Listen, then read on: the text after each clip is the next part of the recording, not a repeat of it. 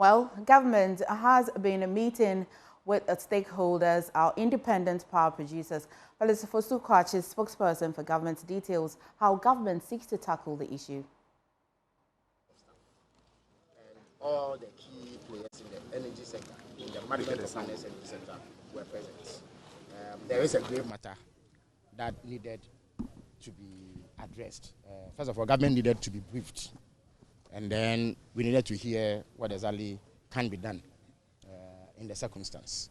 But in order that you have a full appreciation of what the issues are, I'm going to invite Mr. Frank Otri, who is the Director, Systems Operations of GRIDCO. So he will step forward and brief you, after which I'll come back to add some closing remarks. Thank you very much. Mr. Otri. Good morning. So we came here because government has been briefed in order to address the situation, because we know that it is pretty urgent. A technical committee has been set up that has representatives from all the key players in the management of Ghana's energy sector, and they have up until the close of day today to put before government a roadmap on what exactly needs to be done and how it can be done. So you can rest assured that government is taking the matter seriously and will do what has to be done in order to avert any difficulty for the people of Ghana. It needs to be stressed that the pegging exercise, or if you like, the maintenance exercise on the pipeline, should have been carried out in October of last year. Government then, the MPP government, requested that they shift it to January 20th in order that they will have sufficient time to procure the alternative fuels, that is the liquid oils, to power the thermal plants within the period that gas will not be available. At least in about 2 national security briefings that the then president-elect held with the present government, he asked about the status of the procurement of oils, and he was given firm assurance by the then government that they had put mechanisms in place to resolve the situation, that there will not be the difficulty that we are talking about today. It does appear that that promise was not kept, and therefore the responsibility has shifted to the present government. But President Mama is alive to the task, and adequate responses will be fashioned to address this particular concern. Well, various options are on the table, and as I indicated, there's a committee, a technical committee, with representation from all the key players in the energy value chain that will be meeting, and they have close of day today to present a roadmap. So all options that can be explored to, first of all, avert any difficulty and address the situation at hand will be put on the table, and government will make a decision based on what we receive. Now let's bring our research and data analyst Isaac Kofi Ejay to help us understand the situation at hand. Now, Kofi, I know that there have been 2 statements that have been issued from GRIDCO and Energy Commission. Which one are we starting with? Because we want to really understand. Yeah. I think that we should start from the most recent one that has been put out by GRIDCO. Perfect. There was one that was also put out by the Energy Commission in December 2024. That was what they call the Energy Sector Outlook. Now, what we are looking at right now is the situation with WAPCO, because that is the most important news at the moment. Now, if you look at what we have on the smart wall, the planned maintenance was supposed to occur in October 2024. WAPCO wanted to clean the pipeline in October, but we understand, according to GRIDCO, that the Energy Ministry made some sort of negotiation with them that they should postpone it to January 20 to February 16 of this year. Okay. That is why we are actually having the situation at the moment. Stay here for a minute. If I understand that kind of cleaning, it sounds to me as though it's mandatory. So if it's mandatory, I just want to understand the science behind the government appealing to WAPCO to hold on, and then it can be further pushed. In fact, it's planned maintenance. Okay. So they can actually... They can push it. They can push it. I mean, but they wanted it to be at the start or the first quarter of this year, maybe instead of the last quarter of last year. We know how things were heated up. It was an election year.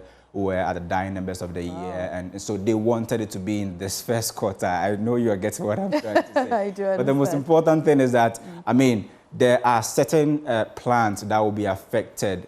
One of them is the AXA plant, the Asogli, and a number of them that will be affected. According to GRIDCO, if the shutdown comes to, when GRIDCO decides to turn the valves off, what we're going to see is that this is going to create a deficit of more than 1,000 megawatts. How is GRIDCO and ECG going to share this power? Because we know that WAPCO alone, brings in about 80 to 90 scarf of fuel, and we needed that to power the plant. What we also understand is that this is the deficit I was talking about. Now, according to Grid Code, the recommendation is that there is the need to quickly arrange to buy liquid fuel so that we can have the lights still on. How much do we need to buy this liquid fuel? Approximately, it's about $90 million that we need to, buy this fuel in order to avert the situation. When they say buy fuel, what do they mean, and how can we also juxtapose it by what the Kwame governs Abuja, and as what John Jenapo was saying yesterday, that some say we have just 5 hours of fuel supply. When they say we need fuel to purchase, exactly. What does that mean, and what period can this fuel? So in fact, what happened in 2015 and 2016 actually changed Ghana's energy sector mix. It moved from one that was mostly hydro to one that is thermal. It means that most of the power plant that you have needs fuel, whether liquid fuel or heavy fuel, to actually run. Now, what we understand is that every year you need fuel from the indigenous side. You need to make fuel arrangements from the Jubilee Field, 10, ENI, and Waterview. And then also you need some fuel from the WAPCO side as well. So you need these fuels to come in to actually power the plant. Not just the WAPCO one, we have fuel from WAPCO, and then we also need the gas pipeline to also do the reverse flow in the Eastern Corridor, and that is the Western Corridor. That's actually what's at stake right now. So if WAPCO decides to shut down, it means that we are not going to get the fuel from Nigeria, and then also not get fuel, the reverse flow that we need to send fuel to some parts of the country. So in basic English, before you skip, so $89.9 million is what the government needs. Is what we need. What does that mean for this period? How many days are we talking about in very simple English? I mean, it's a period that the WAPCO will do the cleaning from January 20th to February 16th. So in this period, we need close to $90 million to buy liquid fuel in order for us to be able to get rid of that deficit of almost 1,100 megawatt. Now, we've also been getting some indication from the Energy Commission. It's not just Grid Code that's speaking at the moment. The Energy Commission was the first to put out the 2025 energy sector outlook. And they, according to them, their projection was that this year we need close to $1.5 billion to buy fuel this year. Now, that is an increment of, let's say, 10% if you compare it to their projection for 2024. And they asked a very simple question, that under what circumstances will we have such emergencies? In fact, the Energy Commission did a great job and said that if you look at fuel supply restrictions and fault and plant maintenance, should these things occur, maybe we might not need to import fuel, but should these things occur, we are not able to solve it, then we possibly will need to import fuel into the country. So at the moment, it's not just Grid Code that is painting that picture. The Energy Commission was the first to put out the outlook for this year. Kofi, thank you so much.